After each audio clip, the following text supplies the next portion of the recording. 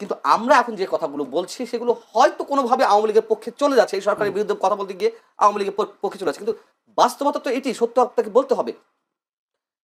যাই হোক, সেই বুদ্ধিজীবী নতুন প্রশ্ন করি। প্রশ্নটা হচ্ছে এই প্রশ্ন নির্বাচন তো আপনি বারবার আমার এখানেই বলেছেন নির্বাচন হবে কি হবে না সেই বিষয়ে উত্তর। আমি নির্বাচন আগের রাতেও কনফিউজ থাকবো, আমি নির্বাচন আগের রাত্রেও, কালকে যদি 12 তারিখ হয়, আজকে 11 তারিখ রাত, আমি 11 তারিখ রাতেও কনফিউজ থাকবো। কেন তৈরি হচ্ছে সংকট? নানান ধরনের খেলা চলছে, নানা ধরনের খেলা চলছে, এবং এই খেলাগুলো সম্বন্ধে আপনিও জানেন। এখানে পরাশক্তি খেলাগুলো আছে, এখানে ডক্টর ইউনূস হিমসেলফ তার নিজের একটা খেলা আছে, সরকারের একটা খেলা আছে, জামাতের খেলা আছে, বিএনপি, আমাদের সিনিয়র সাংবাদিক আজিজ ভাই উনি একটা শব্দ বলেন, আমি এখানে উচ্চারণ করতে চাচ্ছি না, মানে খারাপ শব্দ না, ইনফরমাল শব্দ, মানে আমি একটু সংশোধন করেই বলি, ফাটা বাসে চিপায় পড়ছে, উনি এই কথা বলেন, আমি তার সঙ্গে বিএনপি পুরোপুরি একমত।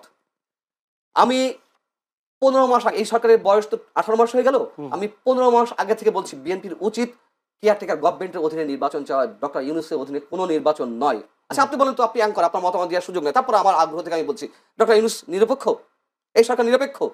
যদি নিরপেক্ষ না হয়ে থাকে তাহলে সেই সরকার অধীনে নির্বাচন হয় কিভাবে? আমার কাছে সময় খুবই কম, আমি একটা ছোট্ট একটা প্রশ্ন করে দিই। উনি বলছেন যারাই ক্ষমতায় আসুক বেশি দিন টিকতে পারবে না। এটা অনেকেই বলে, ক্ষমতায় কারা আসবে এটা নির্ভর করে টিকতে পারবে কি পারবে না, এটা জনগণের প্রত্যক্ষ ভোটে আসছে না ইলেকশন ইঞ্জিনিয়ারিং এর মধ্য দিয়ে ক্ষমতায় আসছে এটা। এবং আওয়ামী লীগের ভোটার, বিএনপির ভোটার, জামাতের ভোটার বলে কোনো ভোটার নেই। Voter itself voter. আপনি যদি আগেই ক্যাটাগরি করে ফেলেন যে ও আওয়ামী লীগের ভোটার, ও বিএনপির ভোটার, তার মানে আপনি পিপল এজেন্সিকে নাই করে দিচ্ছেন। ফলে ভোটারকে ক্যাটাগরাইজ করা যায়। বাস্তবতা, এটা বাস্তবতা। বাংলাদেশ দুভাগে বিভক্ত। নো, বাংলাদেশ বহুভাগে বিভক্ত। মেজরলি শেষ করি। ধরেন আপনি, এটা ডেমোক্রেটিক বিউটি কি জানেন? ডেমোক্রেটিক বিউটি হলো আপনি আওয়ামী লীগ করলেও, আপনি বিএনপি করলেও, জামাত করলেও, ভোটের আগ পর্যন্ত আমি আপনাকে আওয়ামী লীগ ভোটার, বিএনপির ভোটার, জামাত ভোটার আগে আইডেন্টিফাই করবো না। করলে কি হবে? করলে আপনাকে ম্যানুভারিং করা সহজ হবে। জনগণ বলবো, সবসময় জনগণ বলবো। কিন্তু আমরা রাজনৈতিক দলগুলো তো দেখি না, সবাই তো আমাদের ট্যাগ লাগানো হয়। এটা করলে বিভক্ত করবেন ভোটারকে বিফোর ইলেকশন, আপনি যখন বিভক্ত করবেন তখন আসলে আপনি ডেমোক্রেসি মিন করেন, আপনি আপনার দল ভারী করতে, মানে আপনারই বক্তব্য লালন করে কিনা রাজনৈতিক দল, আমি জানবো না। ধন্যবাদ জনাব মঞ্জুর আলম পান্না। যদি ভাই বলি, উনি একটা অভিযোগ করে শাহবাগের বুদ্ধিজীবীরা বারবার এই ধরনের কিছু কিছু জিনিস উত্তোলন করে যেগুলোর কারণে ডিভাইডেশনের বিষয়টা আসে। আপনি যদি শাহবাগ শব্দটা আসবে কেন? শাহবাগে বুদ্ধিজীবী বলতে আমি কিছু বুঝিনি। শাহবাগে বুদ্ধিজীবী, এখন শাপলা চত্বরের বুদ্ধিজীবী, শাহবাগে বুদ্ধিজীবী, তাহলে বুদ্ধিজীবী আসলে কারা? ক্লাসিফিকেশনটা এইভাবে হচ্ছে কেন? এখন উনি কিন্তু শাপলাপন্থী, রনি ভাই শাপলাপন্থী বুদ্ধিজীবী বলেছেন, শাহবাগী বুদ্ধিজীবী বলেছেন, মানে একটা জামাতপন্থী, একটা আওয়ামীপন্থী, তাহলে বিএনপিপন্থী বুদ্ধিজীবীকে আমি বাদ দেবো কেন? বিএনপি প্রতি কোনো বুদ্ধিজীবী নাই, বিএনপির বুদ্ধিজীবী নাই।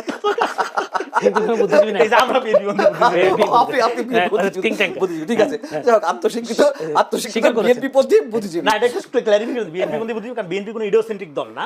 আপনি বাংলাদেশপন্থী হবেন, যে বাংলাদেশপন্থী দল, এই কথাটা ভালো লাগে। বিএনপির কোনো কবি সাহিত্যিক বুদ্ধিজীবী দরকার নেই, বিএনপি এরকম দল না। এটা তো আমি জনগণের দল। রনি ভাইকে একটু খুঁচা দিয়ে কথা বললাম, এটা তো বাস্তবতা। দেখুন, আমি শাহবাগী বুদ্ধিজীবী বলি না, ওই শব্দটা অনেকে গালাগালি পর্যায়ে নিয়ে গেছে বা ওইভাবে ইউজ করতেছে এখন, আগে ছিল না, সাম্প্রতিক সময়টি হয়েছে।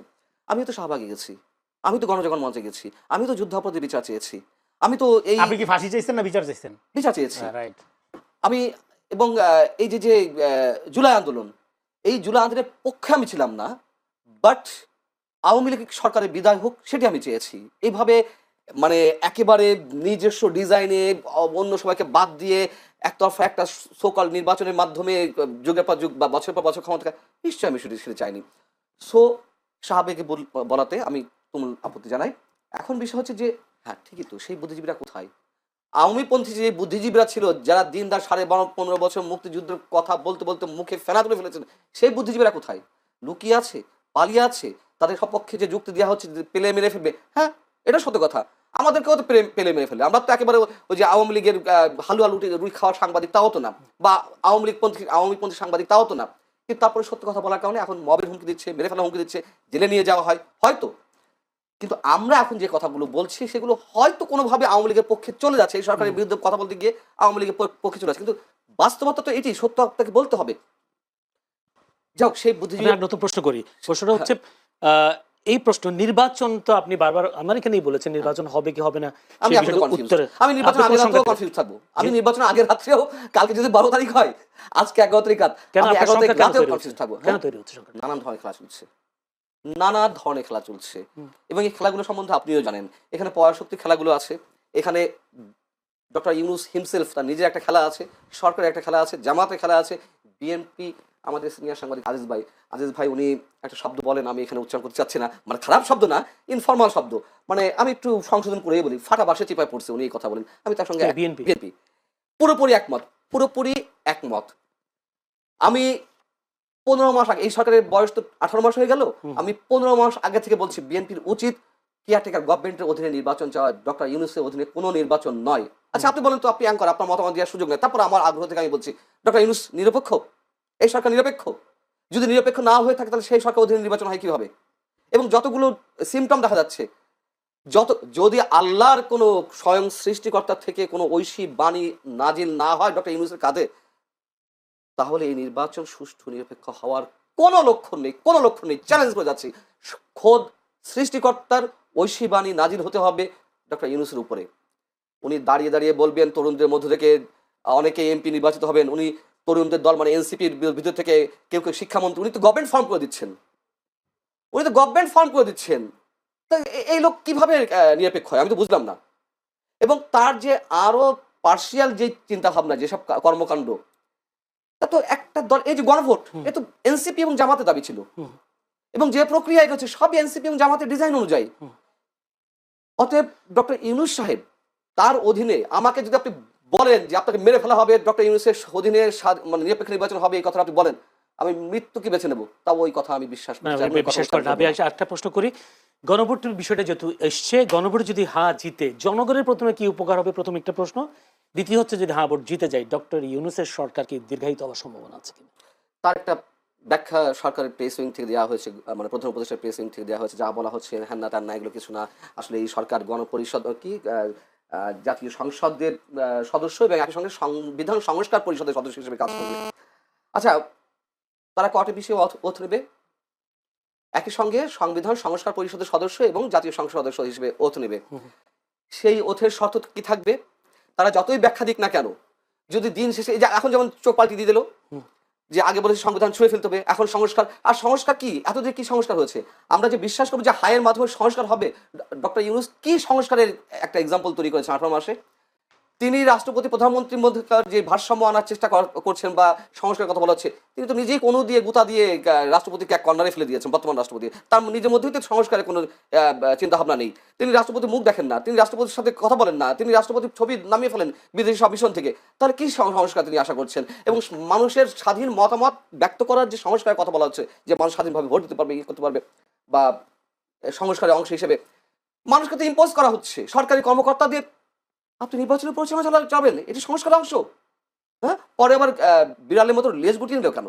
যখন নির্বাচন কমিশন বললো যে না, সরকারি কর্মকর্তা নির্বাচন পরিচালনা চালাতে পারবে না, তখন আবার কেন বাঘের হুঙ্কাটা মিউর মতো, মানে বিড়ালের মতো মিউ কণ্ঠ হয়ে গেল? তামাশা, ফাজলামো। জি, ধন্যবাদ আপনাকে জনাব রেজাউল করিম রনি। যদি এইভাবে বলি, এইবারে নির্বাচনে বিএনপি ফাটা বাঁশের চাপে পড়ছে, এই প্রশ্নটা কি বিএনপির ব্যাপারে হাসিনার যে প্রেডিকশন, হাসিনা যেভাবে আন্ডারমাইন করছে, এখনো একটা গ্রুপ এইভাবে আন্ডারমাইন করে বিএনপিকে। এটা করা একটা স্বভাব, কারণ হলো বিএনপির কোনো বুদ্ধিজীবী নাই, বিএনপির কোনো ন্যারেটিভ পলিটিক্স নাই। হ্যাঁ, বিএনপি শুধু আছে হলো মানে বিপুল জনসমর্থন, নেতাকর্মীদের অনেক সমস্যা, সব আছে। এই কারণে বিএনপিকে আন্ডারমাইন করা এটা খুব স্বাভাবিক। এটাকে আমি মঞ্জুরুল করিম পান্না এটা আন্ডারমাইন করছেন, অবশ্যই আন্ডারমাইন করছে। বিএনপি জানে, ধরেন হাসিনার আমলে যে ইলেকশনগুলো, এগুলো বিএনপির পক্ষে মানুষ রায় দিয়েছে হাসিনা ইলেকশন বর্জন করার মধ্য দিয়ে বিভিন্ন সময়। ফলে বিএনপি এখানে ক্ষমতায় যদি চাইতে চাইতো 5 তারিখে ক্ষমতা সাদা হয়েছিল, কিন্তু বিএনপিকে যায়নি। ফলে এখানে বিএনপি যে সংগ্রামের মধ্যে আছে, এটা হলো ভোটাধিকার সরকার কথা বলা হয়েছিল, এককভাবে ক্ষমতার কথা বলা হয়। ক্ষমতার সরকার লিড দিবে কে? বিএনপি, ক্ষমতার শক্তি নিয়ে। হ্যাঁ, তো এবং তারেক রহমানকে অফার করা হয়েছিল প্রধান হওয়ার জন্য। যাই হোক, তো আপনার সে যেহেতু নেয় নাই ক্ষমতা, তার উদ্দেশ্য ছিল 18 বছর ধরে সে যে আন্দোলন আছে, ভোটাধিকার প্রতিষ্ঠার আন্দোলন। এইবার এই ভোটাধিকার প্রতিষ্ঠার আন্দোলনে আপনি ছলে বলে কৌশলে ভিতরে থাকা প্রো আওয়ামী ইস্টাবলিশমেন্ট এবং নতুন করে যুক্ত হওয়া গুপ্ত, দুইটা মিলা যদি আপনি মনে করেন যে হ্যাঁ একটা হাসিনা টাইপের মেকানিজমকে কাজে লাগে ক্ষমতা নেবেন, ওকে, বিএনপির লোকজন তখন পপকর্ন নিয়ে বসে দেখবে খেলা, আপনারা দেখেন, অসুবিধা নেই। তো এখানে ভোটাধিকার দেখেন, ইলেকশন রিগিং করা খুবই সহজ, কারণ এই মেকানিজমটা হাসিনা তৈরি করে থেকে গেছে, উনি ঠিকই বলছে। কিন্তু এখানে মূল কাজটা কি? আমাদের ভোটাধিকার প্রতিষ্ঠা করা। এই জন্যই তো জনগণ লম্বা সময় ধরে আন্দোলন করছে, এই জন্যই তো গণ অভ্যুত্থান, হাসিনার এই পরিণতি, তাই না? ফলে এটাকে যারা আন্ডারমাইন করবে, তাদের পরিণতি হাসিনার চেয়ে ভিন্ন হবে, এটা আপনি আশা করেন কিভাবে বা মনে করেন কিভাবে? সেটা নিয়ে এত অরিড হওয়ার কিছু নেই। একটা প্রশ্ন, সেটা হয়তো শেষ প্রশ্ন হতে পারে। আওয়ামী লীগের সমর্থকরা তো এখনো বাংলাদেশে আছে, এবং এই আওয়ামী লীগের ভোটগুলো আসলে কাদের? একটা হলো আওয়ামী লীগের যারা অপরাধী তাদেরকে বিচার করা, মামলা বাণিজ্য না করা, তাদের হয়রানি না করা, আওয়ামী লীগ সমর্থন করাটা মানেই অন্যায়কারী, এইভাবে পোর্ট্রেট না করা, এটা খুব দ্রুত দরকার। আরেকটা হলো রিকনসিলিয়েশন, আমি যেটা বলছি, এটা নির্বাচন, এবং এই নির্বাচনটা একটা বড় রিকনসিলিয়েশন হিসেবে কাজে লাগবে। কারণ লোকালি দেখবেন যে আওয়ামী লীগ, বিএনপি, জামাত, জাতীয় পার্টি যাই করে একটা সম্পর্কের মধ্যে দিয়ে আমরা আবদ্ধ, সামাজিকভাবে থাকে। ফলে মানে আপনার এই নির্বাচনের পরে আর এই জিনিসটা এরকম থাকবে না, সাধারণত থাকে না। হ্যাঁ, আরেকটা হলো যে আপনার রিয়েলি যদি ধরেন আওয়ামী লীগ কীভাবে পলিটিক্সে ফেরত আসবে বা আওয়ামী লীগ কী পলিটিক্স করবে, এটা আওয়ামী লীগের ব্যাপার, এটা আমরা জানি না। হ্যাঁ, এবং এটা নিয়ে আমাদের কত আগ্রহ নেই। কিন্তু মুশকিল যেটা হলো সেটা হলো বিশাল একটা অংশ এটা নিয়ে বিএনপির পক্ষ থেকে আগ্রহ নেই। এটা আওয়ামী লীগের আগ্রহ করতে হবে, যা বিশাল বস্ত আওয়ামী লীগের রাজনীতি অন্যজন করে দিবে এসে। না, ভোট দেওয়ার ক্ষেত্রে বলছি। আওয়ামী লীগ ফ্যাসিস্ট, তার রাজনীতি নিয়ে আগ্রহ নেই, কিন্তু জামাতের রাজনীতি নিয়ে আগ্রহ থাকবে আমাদের। এটা আপনার আগ্রহ থাকতে পারে জামাতের রাজনীতি, আমার আগ্রহ হলো শুধু ভোটাধিকার, বিএনপি রাজনীতি করবে। আমার আগ্রহ হলো ভোটাধিকার নিয়ে। হ্যাঁ, কথাটা আমি শেষ করি।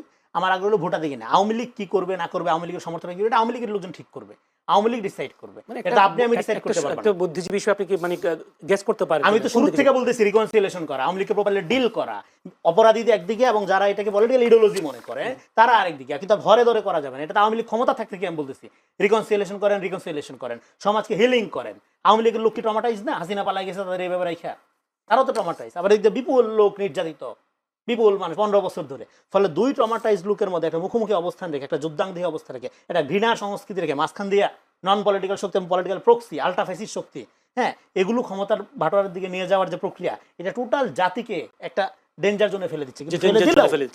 সুবিধা যেটা, সেটা হলো মানুষ পলিটিক্যালি কনসাস হয়ে গেছে এই আপরাইজিং এর মধ্য দিয়ে, এবং মানুষ জানে কিভাবে এটা প্রোটেক্ট করতে হয়। হাসিনাকে ইন্ডিয়া মদত দিয়ে যেরকম অন্যায় করছে, আপনি যদি একইভাবে মনে করেন আমেরিকা আপনাকে মদত দিয়ে এখানে টিকায় রাখবে, ক্ষমতায় আনবে, সেটার জবাব কিভাবে দিতে হয় মানুষ জানে। ধন্যবাদ।